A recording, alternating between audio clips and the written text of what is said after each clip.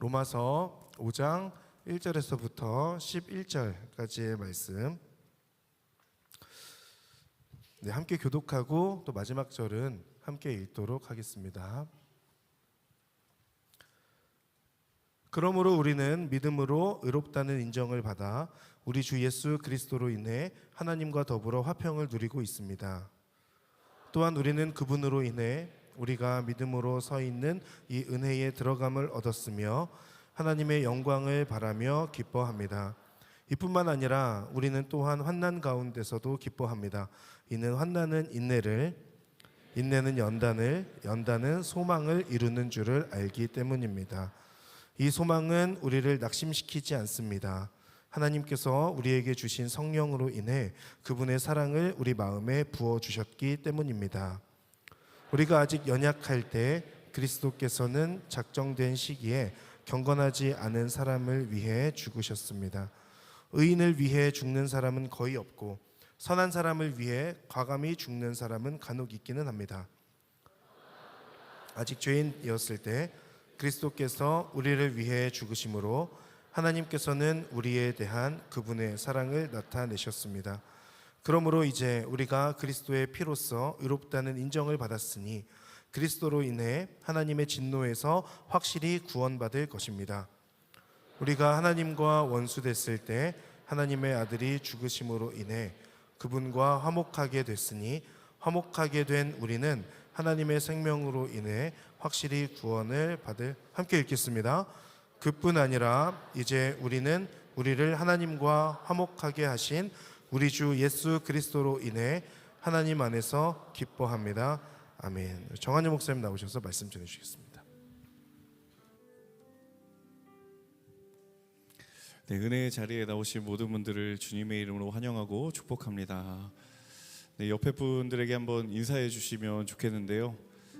하나님의 기쁨이 충만하기를 축복합니다. 인사하겠습니다. 네, 오늘 또 주제가 주제이니만큼 오늘 주제 기쁨에 대한 이야기를 나눠보고 싶습니다. 여러분 요새 기쁘세요? 네, 너무 뜬금없는 질문일지 모르겠지만 문득 한번 물어보고 싶었습니다. 여러분 기쁘십니까? 제가 저희 공동체 지체들이 이제 여러 시간이나 장소에서 저희 두 아들들을 만날 기회가 좀 빈번히 있습니다. 그때마다 저는 의도하지 않았는데 되게 제가 힘겨워 보였나 봐요. 그래서 제가 집에서 아이들을 키움이 전혀 기쁨이 아니라고 저희 지체들이 오해할 때가 있는데, 제가 이 자리를 빌어서 그 오해를 좀 바로잡기를 원하는 마음이 있어서 말씀을 드리면, 저도 언제 기쁘냐면 저도 아들과 함께 있을 때 기쁩니다. 정말입니다. 네, 제가 지난주에 정말 시간이 좀 오랜만에 나서 두 번을 제가 첫째 아들이랑 축구를 했는데, 제가 축구를 정말 좋아하거든요. 근데 제가 한동안 축구를 멀리하게 되더라고요. 아들이 자꾸 저한테 축구하자고 그러니까 저는 시간이 없고 여력이 없는데, 근데 지난번에는 축구를 하면서 기분이 좋더라고요. 그리고 이 아들이 점점 슈팅이 세지고 있다는 것을 제가 느끼면서 그래도 좀 해볼만 하구나. 마침 또 지금 중국전이 진행되고 있잖아요. 그래서 저희 아들은 축구를 보고 있을 텐데, 그래서 저희 아들은 정말 두 아들들은 저에게 큰 기쁨이 됩니다. 사실 제가 이렇게 오바해서 아들을 키우는 게 되게 힘겨운 것처럼 이렇게 우스갯소리로 말씀을 드리지만 정말 자녀가 저에게 주는 기쁨이 큽니다. 얼마 전에 저희 둘째 아들은 색종이에 몇 글자를 적어서 일어나자마자 저 얼굴에 딱 한 거예요. 그래서 봤더니 아빠는 나의 사랑 이렇게 써놓은 거예요. 제가 그거를 감동이 돼서 카톡 프로필 사진으로 해놨는데, 자기 이름을 써야 되는데 그건 좀 귀찮았는지 이름 스티커를 붙여놨더라고요. 네, 그런 소소한 기쁨들이 제 안에 있습니다. 여러분 오늘 말씀을 나눌 때 우리 안에 하나님께서 주시는 기쁨으로 충만한 시간이 되기를 주님의 이름으로 축복합니다. 누군가가 로마서의 핵심 메시지가 무엇이냐고 저에게 물어보신다면 저는 아마도 다음과 같이 말하지 않을까 싶습니다. 로마서를 한마디로 말하면 하나님의 구원에 관한 복된 소식이다라고 저는 말씀을 드리고 싶어요. 성경이 죄로 인하여서 하나님과 단절된 이 땅과 그리고 인간에게 하나님의 구원과 예수 그리스도의 복음이 어떻게 이 땅에 그리고 어떻게 우리에게 주어지게 되었는가에 관한 메시지가 로마서의 핵심 메시지라고 할 수가 있을 것 같습니다. 자, 그런데 로마서를 묵상하면서 저는 종종 그런 물음이 들 때가 있는데요. 어떤 것이냐면 과연 우리가 로마서가 전하고 있는 복음을 모르는 것일까라는 생각을 해보게 되는 거예요. 정말 우리가 로마서의 복음을 모르기 때문에 우리의 삶에 문제가 되는 것일까? 우리가 때로 삶에서 마주하게 되는 영적인 도전이나 유혹과 난관이라는 것이 과연 우리가 복음의 내용을 모르기 때문에 경험을 하게 되는 것인가? 라는 물음이 저는 로마서를 읽을 때에 문득 들는 때가 있습니다. 여러분 스스로에게도 한번 정직하게 대답해 보면 좋겠습니다. 과연 이 로마서가 이야기하고 있는 예수 그리스도의 복음을 내가 모르고 있는가? 대부분의 경우에는 사실은 그것 때문은 아니다라는 대답을 하는 경우가 많습니다. 물론 이 자리에는 이제 막 하나님에 대해서 알아가는 기쁨을 누리고 계신 분들도 계실 거예요. 그분들에게는 이게 무슨 엉뚱한 질문인가라고 생각이 될지 모르겠지만 적어도 주일 예배를 넘어서 주중 예배까지 나오신 분이라고 한다면 내가 영적인 도전과 유혹 앞에 때로는 무기력하게 넘어지는 것이 그 이유와 원인이 내가 복음을 모르기 때문에, 내가 그 말씀의 내용을 모르기 때문에 경험하게 되는 것은 아니다라는 것을 우리가 경험할 때가 많다라는 거죠. 오히려 그보다 많은 사람들이 영적인 도전과 유혹 앞에 내가 왜 이렇게 무기력하게 넘어지고 굴복하게 될까라는 그런 나의 모습을 보며 우리 스스로에게 던지는 질문은 과연 내가 알고 있는 이 복음이 나에게는 능력이 되고 있는 것인가? 내가 정말 진정으로 복음을 알고 있기는 한 것인가? 라는 그런 좌절스러운 물음이 우리 가운데에 파고드는 경험을 할 때가 있다는 것이죠. 자, 이 풀리지 않는 굉장히 계속해서 반복되는 것 같은 이 물음의 이면에 존재하는 하나의 키워드가 있습니다. 사실 이 하나의 단어 때문에 우리가 어쩌면 이렇게 고민하고 갈등하는 것이 아닐까 싶습니다. 그 단어는 무엇인가 하면 바로 변화라는 단어입니다. 쉽게 이야기하면 내가 복음을 알았다면 내 삶에 복음으로 인한 변화가 경험되어야 되는 것이 맞는 게 아닌가. 내가 복음을 정말 깨달았다라고 한다면 그 복음이 내게 가져다주는 변화가 내 삶에 정말 있어야 되는 것이 아닌가 라는 그 물음 앞에 우리가 자신 있게 대답하지 못한다라는 거예요. 안타깝게도 복음은 알고 있는데 그 복음이 가져다주는 변화가 우리의 삶의 모습과 자리마다 잘 보이지 않을 때가 너무나도 많기 때문이 아닐까. 자, 그럼에도 불구하고 그런 저와 여러분, 우리에게 오늘 말씀이 또다시 던지는 도전이 무엇인가 하면 정말 복음이 내 삶을 변화시키고 있는 것인가? 정말 복음 안에 담겨져 있는 변화의 능력은 과연 무엇일까? 여러분 이 시간 오늘 이 질문에 대답하시고 말씀하시는 그 주의 음성 앞에 우리 모두가 귀 기울이는 시간이 될 수 있기를 간절히 원합니다. 우리 1절 말씀을 다시 한번 같이 읽어보도록 하겠습니다. 그러므로 우리는 믿음으로 의롭다는 인정을 받아 우리 주 예수 그리스도로 인해 하나님과 더불어 화평을 누리고 있습니다. 자, 5장 가장 첫 번째 구절 1절에 시작되는 단어가 바로 그러므로라는 단어입니다. 쉽게 말하면 4장과 5장을 연결해 주는 단어예요. 로마서 4장의 내용 때문에 5장의 이야기로 이어진다라는 말이 그러므로라는 단어 안에 담겨져 있어요. 자, 그러면 로마서 4장은 도대체 무슨 얘기를 했던 것인가? 한마디로 이야기하면 믿음으로 인하여서 우리가 의롭다함을 받았다, 의롭다 하심을 받았다라는 얘기예요. 구체적으로 로마서 4장에는 아브라함의 이야기를 예로 들면서 그 믿음으로 말미암아 의롭게 된 우리의 삶에 대한 이야기를 예로 이야기를 해주는 거예요. 자, 하나님이 우리를 의롭다 하신 사건, 내가 하나님의 구원의 은혜를 경험했다면 우리의 인생에 어떤 변화가 도대체 일어나는가, 이제 5장부터 내가 바울이 그 이야기를 하겠다라는 거예요. 자, 그 첫 번째 변화를 바울이 뭐라고 이야기하고 있는가? 우리 같이 한번 따라해 볼까요? 하나님과 더불어 화평을 누리고 있다. 화평을 누리고 있다.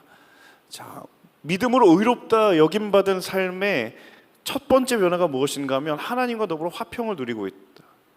자, 이 화평, 다른 말로 평화라는 단어, 여러분 한 번쯤 들어보셨을 법한 헬라어 단어 에이레네라는 단어입니다. 자, 이 단어는 철저하게 관계적인 개념이에요. 그러니까 누군가와 누군가와의 관계 속에서 성립되는 말이 화평이에요. 그러니까 나 혼자 화평하다, 나 혼자 평화를 누리고 있다, 그렇게 성립이 될 수 없는 말이 바로 이 1절에 나오는 화평이라는 단어입니다. 자, 그래서 바울이 뭐라고 얘기해요? 하나님과 더불어 화평을 누리고 있다라고 얘기해요. 하나님과의 관계 속에서 화평을 누리고 있다는 거죠. 자, 어떤 관계인가? 이전에 죄 때문에 깨어졌던 하나님과의 그 균열된 관계가 이제는 다시 연합되었고 회복되었다는 것. 예수 그리스도의 복음으로 말미암아 우리가 누리게 된 가장 큰 축복이 무엇인가 하면 그분과 우리의 끊어졌던 관계가 이어졌다라는 거예요.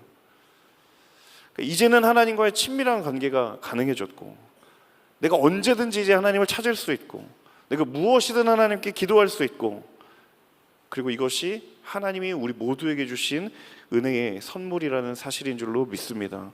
여러분, 그래서 우리가 이 자리에 나와서 예배할 수 있는 거예요. 예배당뿐만 아니라 우리가 어느 때든지 우리의 삶을 두고 하나님 앞에 기도할 수 있는 그 특권이 무엇으로부터 비롯되는가? 하나님과 더불어 우리가 화평을 이루었기 때문이에요. 저는 개인적으로 이 부분을 묵상할 때마다 늘 마음에 깊이 와닿는 메시지가 하나가 있는데요. 그게 무엇인가 하면, 여러분, 사실 하나님과 우리의 관계가 깨졌다라는 건, 여러분, 그 관계의 균열의 주범이 누구입니까? 인간이죠, 인간. 사실 인간이 하나님을 향해 일반적으로 저지른 일이 범죄, 죄악이에요. 바꿔 말하면 하나님 입장에서는 이런 결과를 만들고 싶은 마음이 전혀 없었어요. 하나님은 그럴 의도가 없었다라는 거예요. 그러니까 어디까지나 이 일은 철저하게 인간이 벌인 일일 뿐이었다라는 거예요.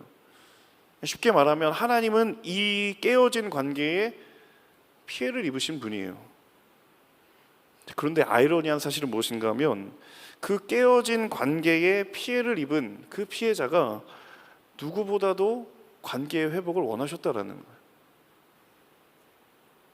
그러니까 오히려 반대로 그 관계의 깨어짐을 만든 우리는 그 관계의 회복을 원하지도 않았는데 피해를 입은 그분이 우리로 향하여 그 관계의 회복을 원하셨다라는 거예요. 여러분, 성경에 나타난 이야기가 바로 그 얘기잖아요. 성경에 나타난 인간의 모습을 가만히 살펴보고 있으면 하나님과의 깨어진 관계의 회복을, 그 회복을 바라는 마음이 사람에게는 전혀 없었어요. 성경에 나타난 하나님과 인간의 관계는 언제나 무엇이었냐면 그 아무런 의도와 마음도 없는 인간을 향한 하나님의 일방적인 사랑의 메시지였어요.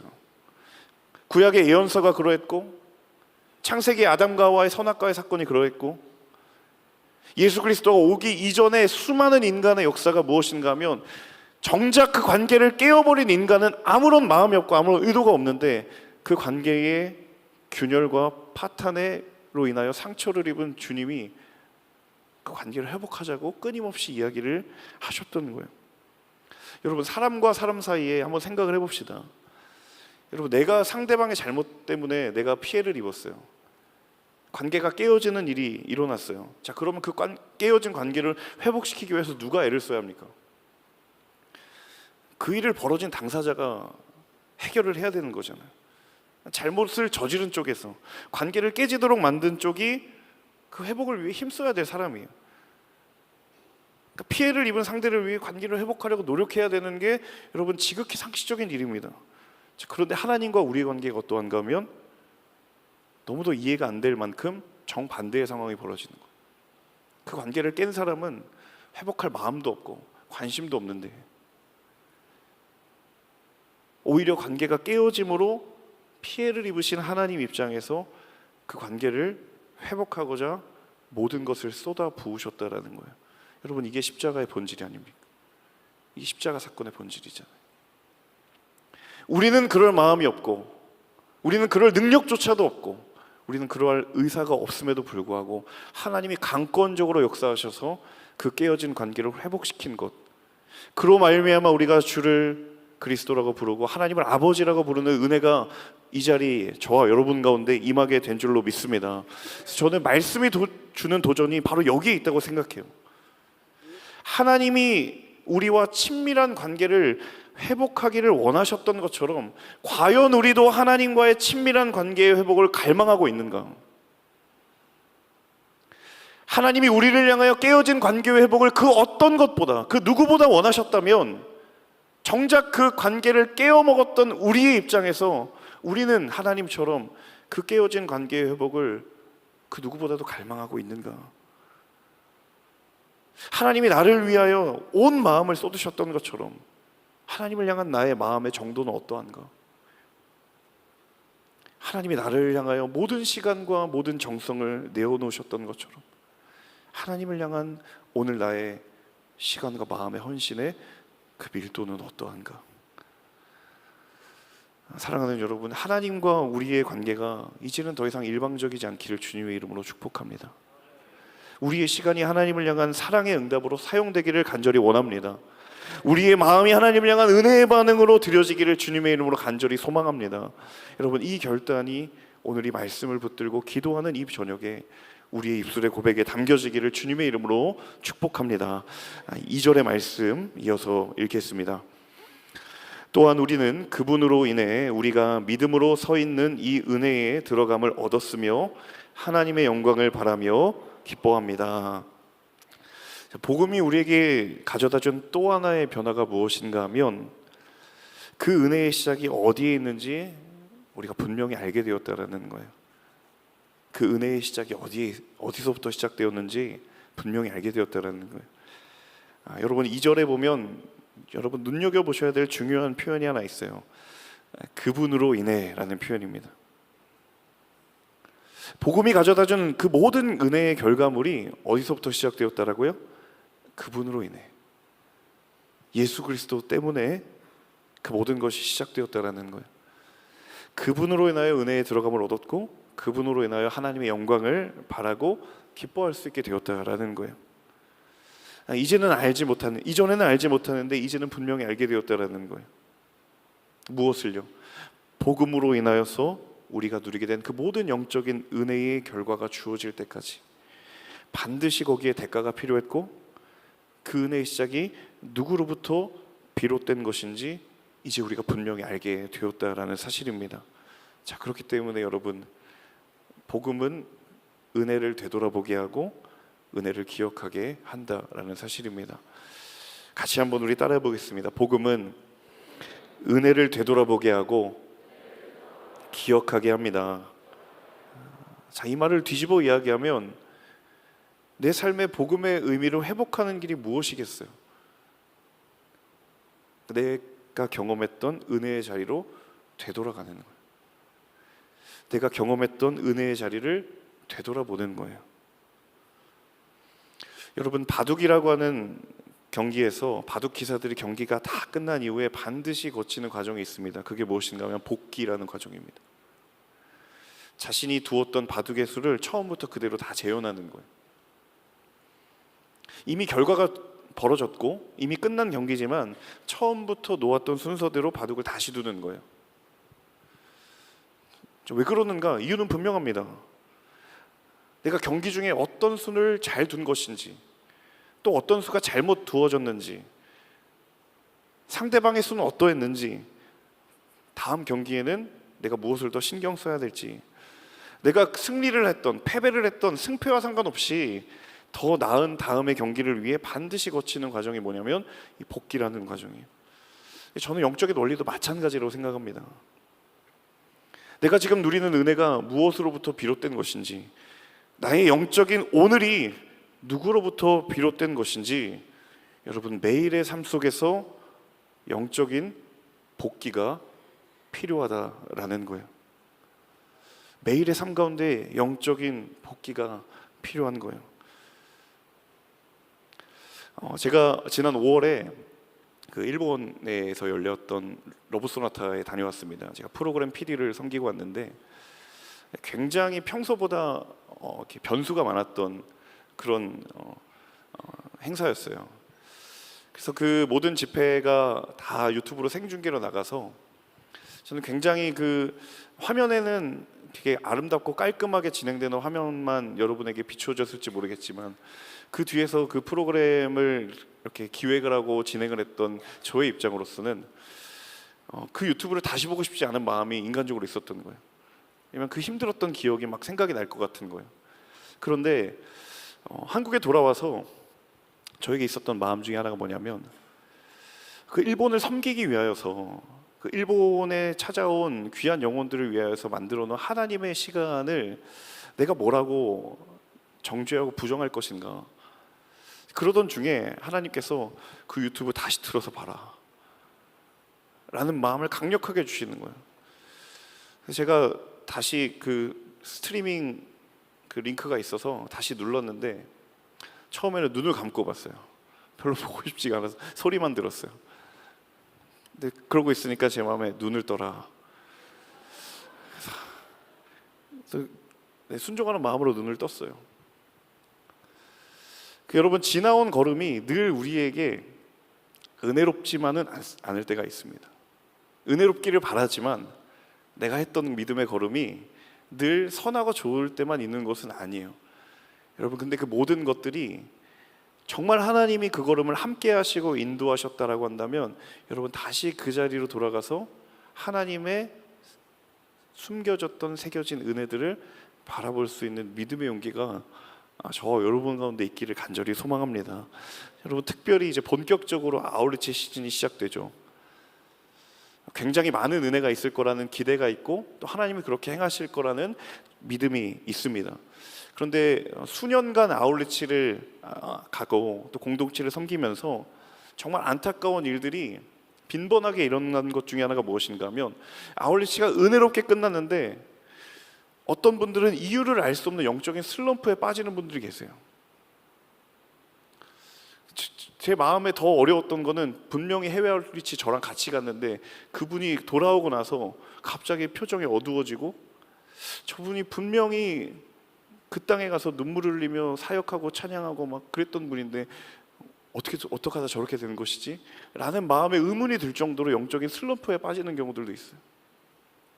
FA를 다녀왔는데 돌아오자마자 공동체에서 수증기같이 증발하시는 분들이 계세요.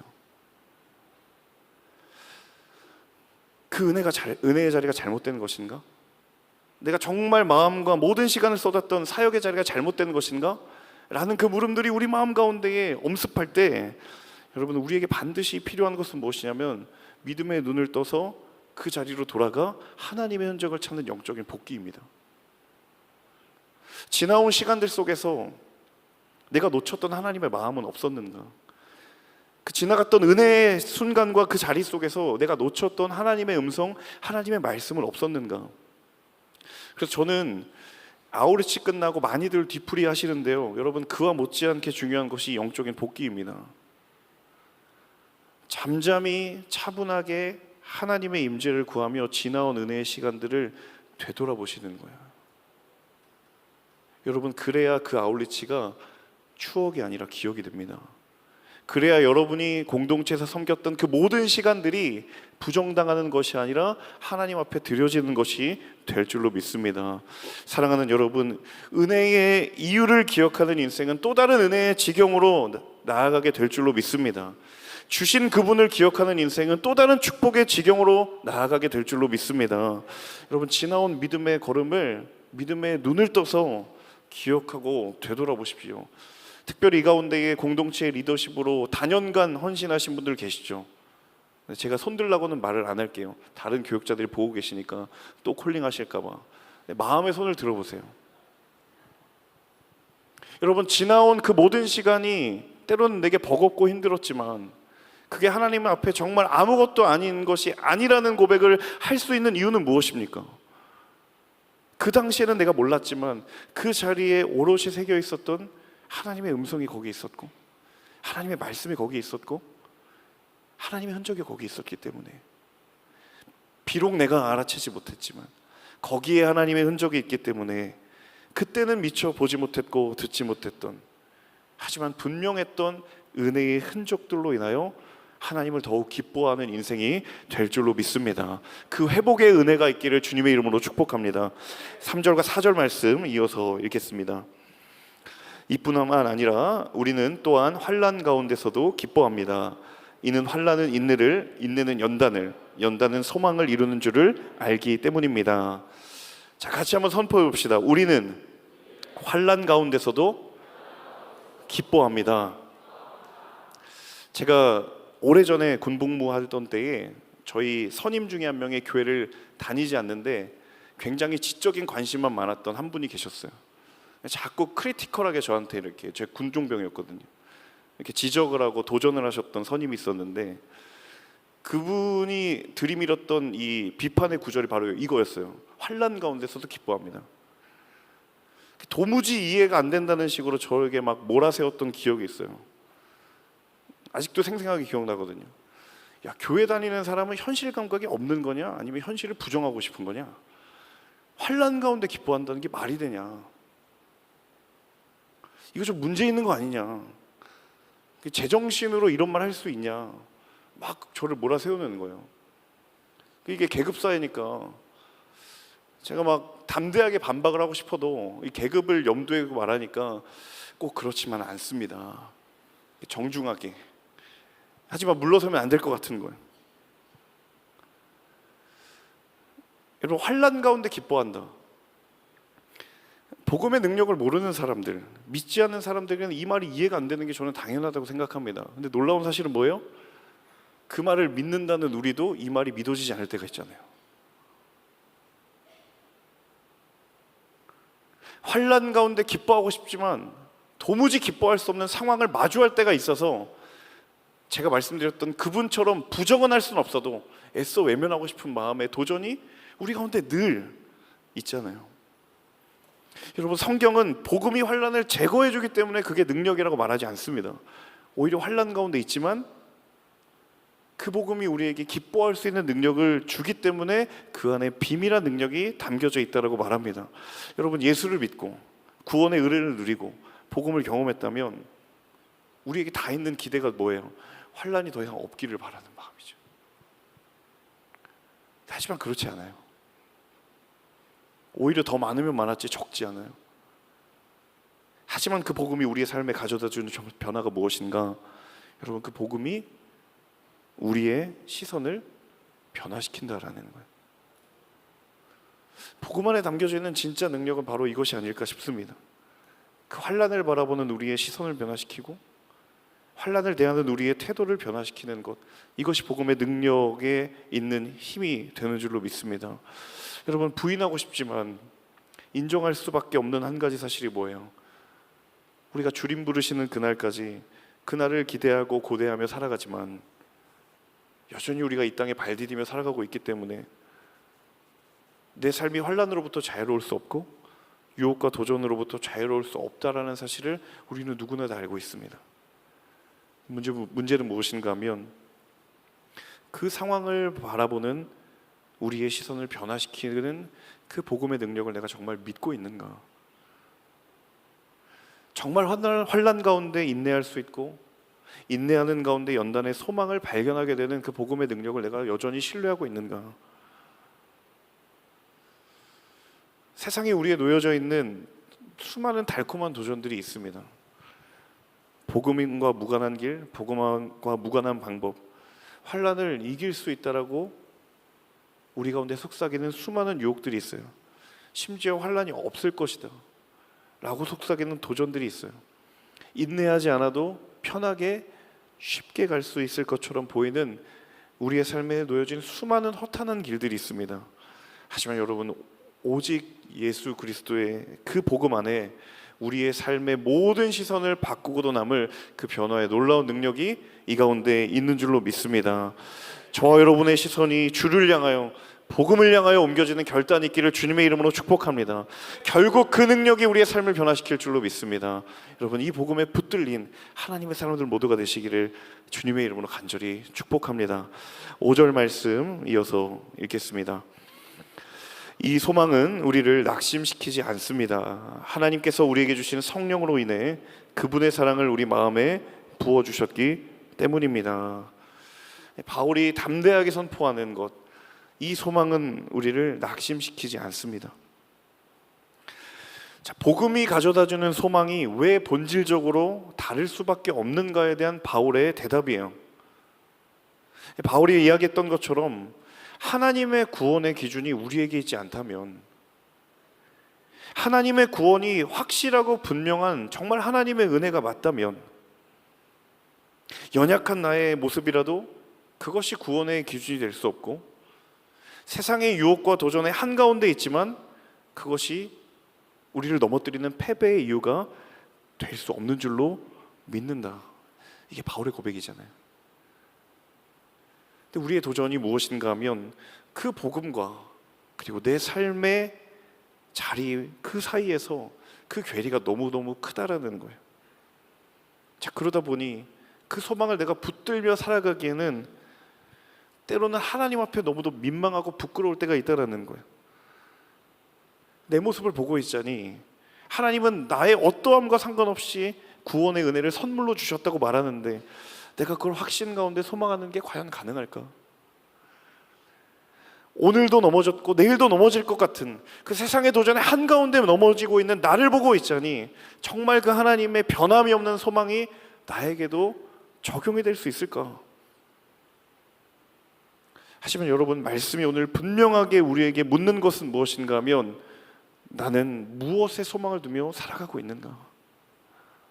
사랑하는 아들아, 사랑하는 딸아, 너는 과연 무엇에 소망을 두며 살아가고 있는가? 비록 세상의 기준이 끊임없이 나를 재단하려고 할지라도, 비록 세상의 기준이 끊임없이 나를 규정한다 할지라도, 여러분, 하나님께 소망을 둔 인생은 결코 무너지지 않는 줄로 믿습니다.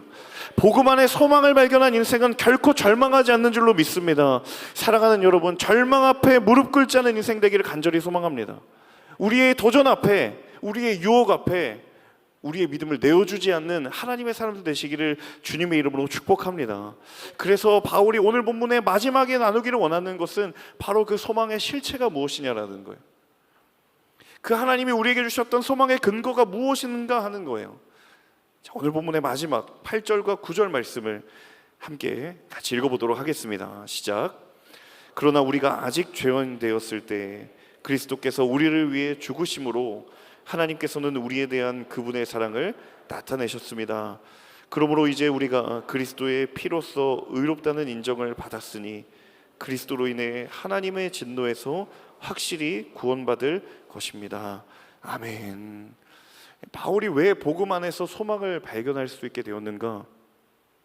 그 이유는 분명했어요. 복음 안에 담겨져 있는 불변의 하나님의 사랑을 보았기 때문입니다. 세상에 어디에서도 경험할 수 없었던 예수 그리스도의 사랑을 그가 몸소 경험했기 때문이에요. 철저하게 자신을 버리면서 손해를 보면서 이 땅을 위해, 인간을 위해 자기의 모든 것을 버리셨던 그 주의 사랑을 알고 그 주의 사랑을 경험했다면 어떻게 거기로부터 소망을 발견하지 않을 수 없겠는가? 이게 바울의 인생의 고백의 전부였던 거예요.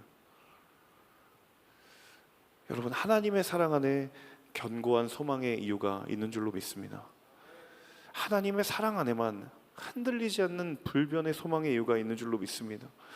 바울의 논리는 매우 간단하고 매우 선명합니다. 하나님의 사랑을 알면 하나님의 구원 또한 내게 확신하지 않을 이유가 없다라는 거예요. 그 하나님의 사랑을 경험한 인생이라면 그 안에 소망이 있다라는 것을 인정하지 않을 수 없다라는 거예요. 왜냐하면 내가 하나님 앞에 의롭다 여김을 받을 수 있는 것이 나로 인함이 아니라 하나님의 능력과 하나님의 사랑 때문이라면 그 사랑이 나의 구원의 보증이 되고 그 사랑이 나의 구원의 증거가 되고 그것이 소망의 이유가 되는 줄로 믿습니다. 우리의 눈에 말도 안 되고 보이는 하나님의 사랑 안에 소망의 이유가 있다면, 여러분 지금 우리가 가지고 있는 형편없는 우리의 모습, 연약한 모습, 허물 많은 모습일지라 하더라도 장차 우리를 구원의 은혜로 인도하지 못할 그 이유가 없지 않겠는가? 오늘 우리의 삶을 향하여 끊임없이 세상이 던지는 그 도전적 물음, 정말 내 인생이 구원받은 인생이 맞느냐? 정말 당신의 그 모습을 보고도 당신은 구원받은 삶이라고 감히 말할 수 있는가? 여러분 오늘 이 말씀에 의지하여 다시 우리는 하나님의 사랑만을 의지하여 선포하게 되는 줄로 믿습니다. 다시 우리는 하나님의 사랑을 힘입어 그 믿음의 걸음을 포기치 않고 끝까지 걸어가는 믿음의 걸음을 걷게 될 줄로 믿습니다. 저와 여러분의 인생의 소망의 이유는 오직 그 하나님의 사랑 안에 있기에, 그 우리의 기쁨의 근원은 유일하신 그 하나님의 사랑 안에 있기에, 여러분 그 사랑의 신 하나님께서 오늘 저와 여러분에게 말씀하시는 줄로 믿습니다. 어제보다 오늘 더 하나님을 사랑할 수 있고, 오늘보다 더 내일을 하나님을 사랑할 수 있겠는가? 하나님 우리를 사랑하심으로 그 은혜가 틀리지 않았고 그 소망의 이유가 변하지 않았다는 것을 증명했던 것처럼, 이제 우리도 주를 사랑하고 그 사랑을 포기하지 않으므로 하나님 내게 이미 주신 복음의 그 은혜를 삶으로 말하고 살아내는 삶이 될 수 있기를 주님의 이름으로 축복합니다. 여러분 이것이 기쁨의 이유이며 기쁨의 본질이 될 줄로 믿습니다. 이 시간 함께 찬양하고 기도하기를 원합니다. 성경에는 그 기쁨의 본질을 경험했던 수많은 이들의 고백이 나오는데요, 저는 오늘 이 말씀을 마무리하면서 한 시편 기자의 고백을 떠올리게 됐어요. 그 감당할 수 없는 한력 없는 하나님의 사랑에 충만하게 거한 사람의 고백은 무엇인가 하면, 하나님 주의 임재 앞에서의 한 날이 다른 곳에서의 첫날보다 낫습니다. 하나님 그 믿음의 고백이 우리의 평생의 고백이 되기를 간절히 소망합니다. 저 여러분의 믿음의 고백을 주님께 드리며 함께 찬양하고 기도하며 나아가겠습니다. 주님 내가 주의 장막을 사모합니다. 오직 주의 임재를 갈망합니다. 주의 집에서의 하루가 다른 곳의 첫날보다 좋으니 주 사랑 안에 머물며 사랑 노래합니다. 주님 내가 주의 장막을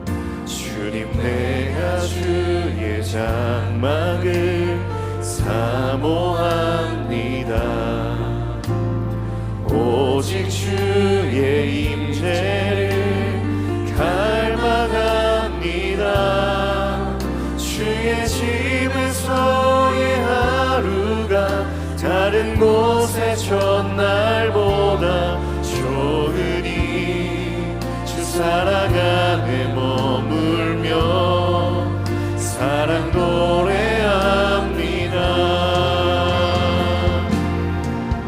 나의 평생에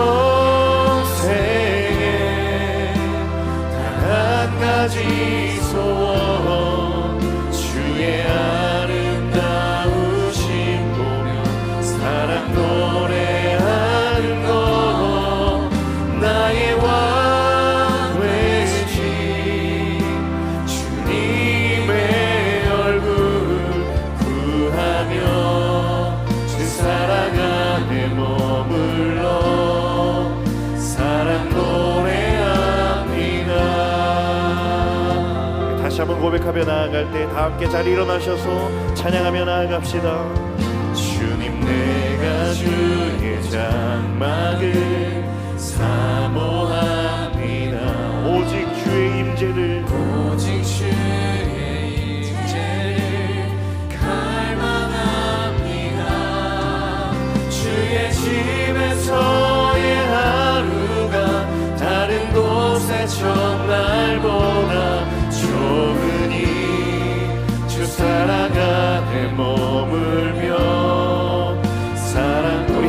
고백하겠습니다. 주님, 내가 주의 장막을 사모합니다.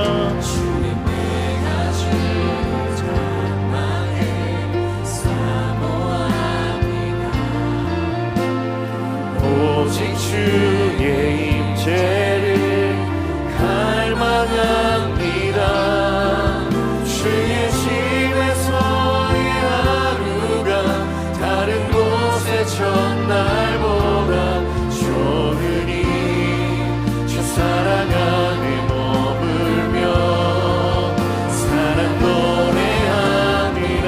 나의 평생에 나의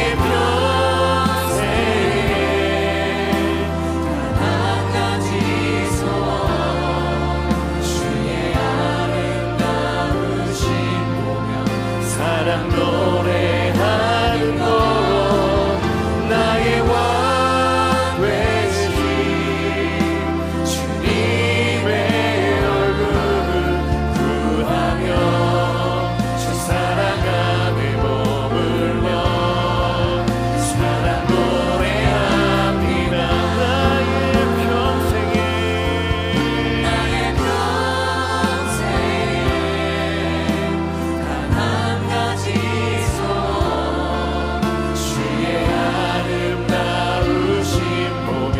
사랑 노래하는 것 나의 왕 되신 주님의 얼굴 구하며 주 사랑 안에 머물 하나님, 이것이 우리의 고백이 되기를 원합니다.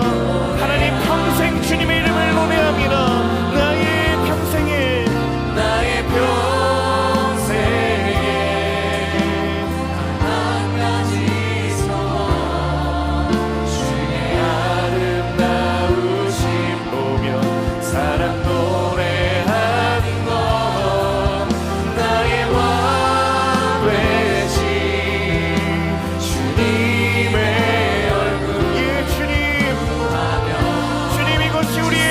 고백이 되기를 원합니다. 하나님, 우리가 주님의 이름을 노래합니다. 우리 목소리 높여 찬양합니다. 나의 평생에 단 한 가지 소원 주의 아름다우신 보며 사랑 노래하는 것 나의 왕 되신 주님의 얼굴 구하며 주 사랑 안에 우리 마지막으로 다시 한번 선포하며 주님, 우리가 그 사랑을 힘입어 살아가기를 원합니다. 나의 평생에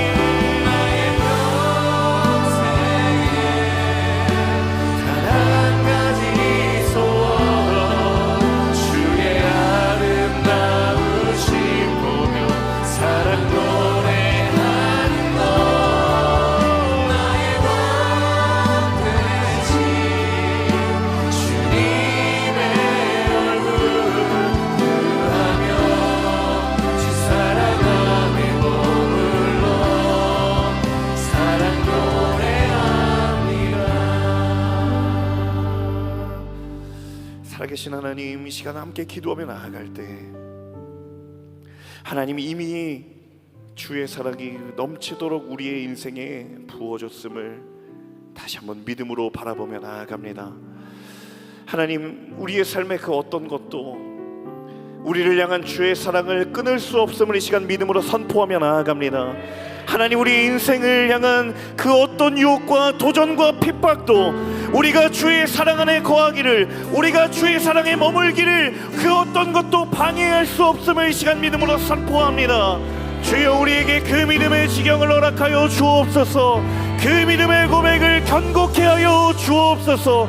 이 시간 기도하며 나아갈 때 하나님, 그 사랑 안에 머물기를 원하고 그 사랑 안에 거하기를 원합니다.